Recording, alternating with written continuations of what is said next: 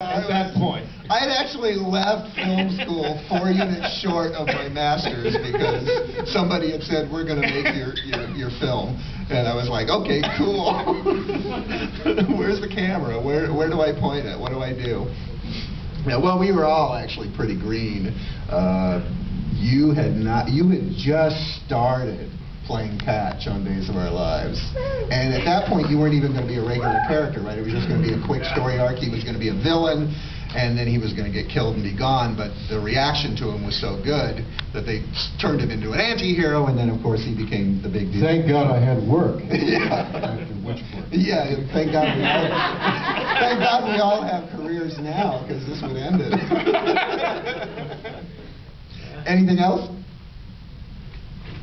I know that Parker Brothers has a tight rein on the Witchboard logo. How did you get around that, and is that why it's called Witchboard, not Ouija? Yeah, the script was actually called Ouija, and we shot the film under the title Ouija, and we made our own Ouija boards, but originally I wanted to use a Parker Brothers board, because the whole point I wanted to do was what Hitchcock did, which was, you know, things are scary at night, but the scary stuff is the stuff that happens with everyday stuff in broad daylight that you don't expect. And I wanted it to be an actual Ouija board that you could buy at a store that's just a toy. And this is, you know, this is the bad side of what can happen with that. But as we started shooting, we were the lawyer started getting kind of into it and said, because the guys that raised the money and the executive producer, all of us, it was everybody, the producer, the director, the writer, the executive producer, none of us had ever made a film. We were all, I can't believe we found people to give us money. But plus we were all like 20-something, so I mean, we were a bunch of kids who had no clue, and we raised about $800,000 and made this thing. And I wanted to use the board, but then a lawyer that they had hired said, no, you can't use. And they said, actually, Ouija has become what you would call like Kleenex, or that it's, what else do you call it? And they said, you could challenge them and say, Ouija is now a public domain word, and you could win.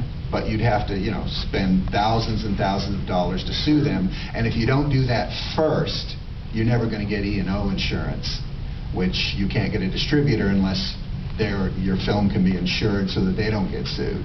And he said, if you call it Ouija, no one will pick it up.